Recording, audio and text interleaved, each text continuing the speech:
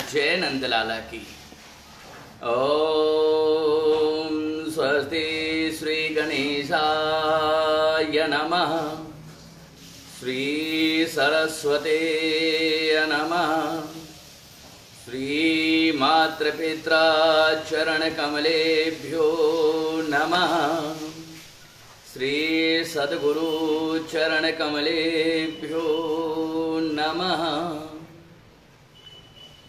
आप सभी वैष्णव वृंदों को सादर जय श्री कृष्ण। आप सभी से प्रार्थना है कि ये समय समस्त मानव जाति के ऊपर बड़े कष्ट का समय है। समस्त मानव जाति इस कष्ट से त्राहि त्राहि कर रही है। केवल भारत में ही नहीं अपितु समस्त विश्व में कोरोना वायरस कोविड-19 ये एक ऐसी बीमारी है जो समस्त विश्व इस बीमारी से त्राहि त्राहि कर रहा है। मित्रों, ये एक वैश्विक बीमारी है। ये कोई बीमारी नहीं है, ये एक वायरस है जो एक दूसरे के संपर्क में आने से निरंतर बढ़ता है।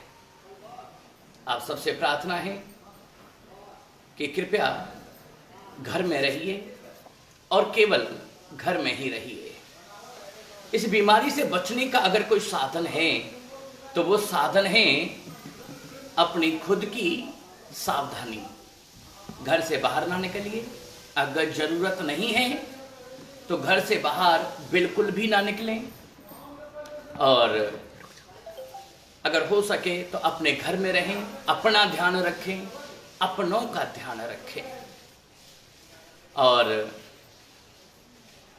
इसके एक बात निकल के आती है शास्त्रों में, जब कोई ऐसी वैश्विक बीमारी या ऐसा कोई कष्ट जब हमारे ऊपर आता है तो व्यक्ति या तो चिंता में होता है कि अब क्या होगा, या तो चिंता में होता है या तो चिंतन में होता है।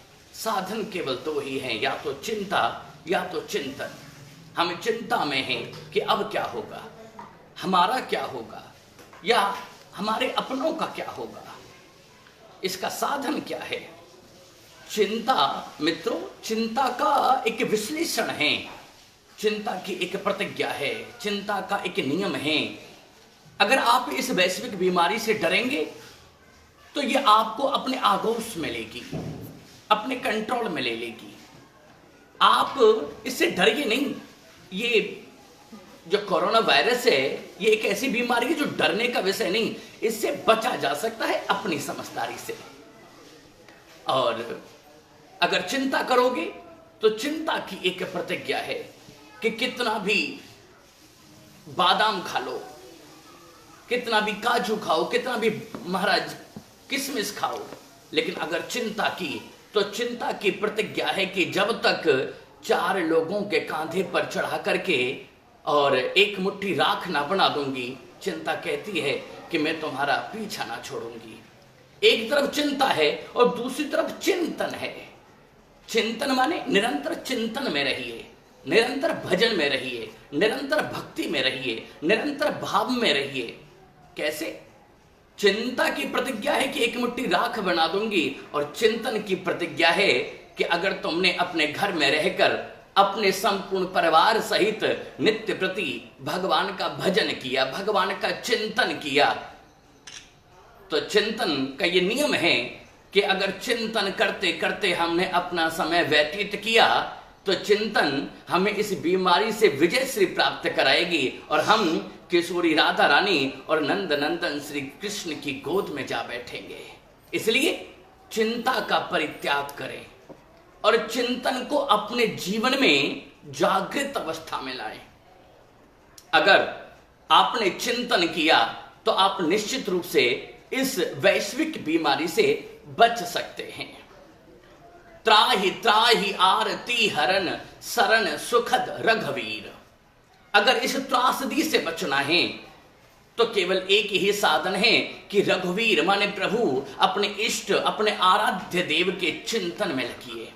अपने घर में रहिए, घर में रहकर अगर हो सके तो बारंबार हाथ धोएं, बार बार अपने हाथ धोएं, और अगर हो सके और अगर आपके पास व्यवस्था है तो तुलसी अर्क, बार बार तुलसी अर्क का प्रयोग करें।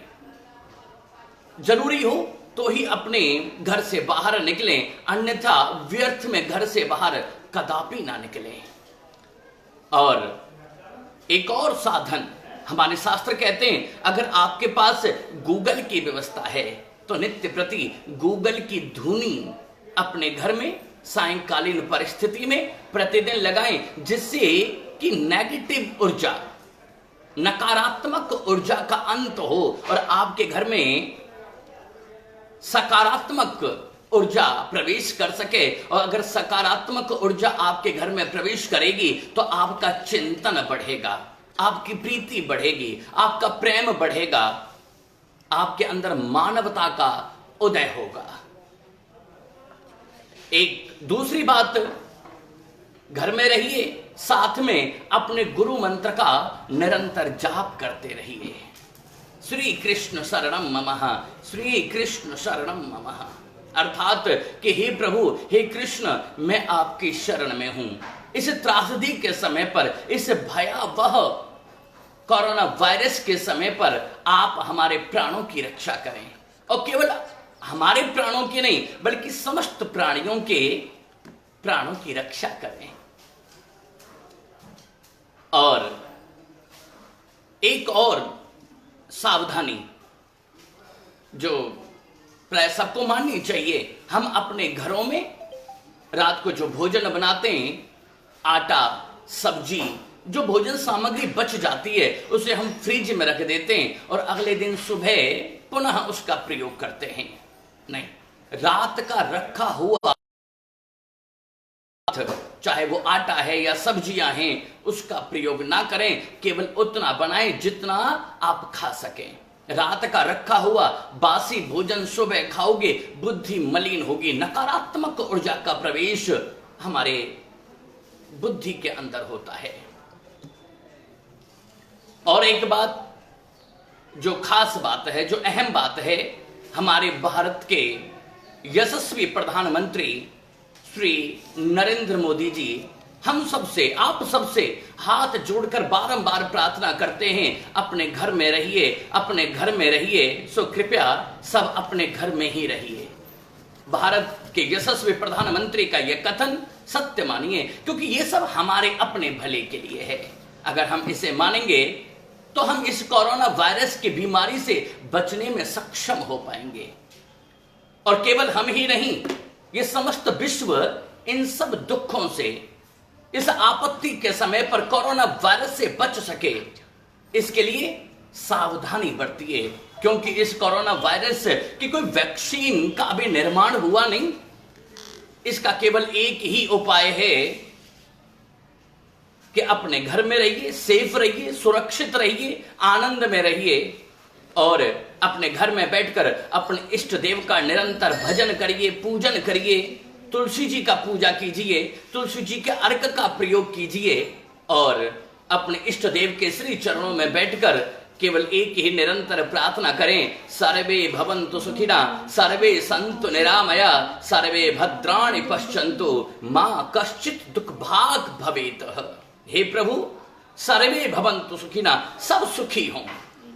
सबके जीवन में जो ये कोविड-19 नामक बीमारी आई है, वो सब, संपूर्ण विश्व, ये मानव जाति इस रोग से बच सके, सब सुरक्षित हों, सब जीवित हों, सब आनंद में हों, सब अपने परिवार के साथ हों।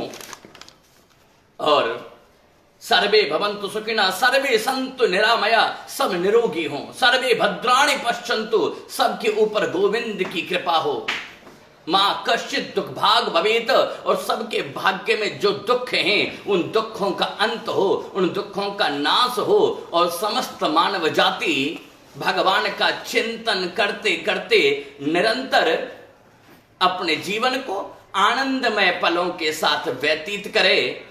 सभी सुखी हों। हमारी तरफ से भी आप सबके लिए विशेष आशीष, विशेष आशीर्वाद, आप सदैव आनंद में रहें।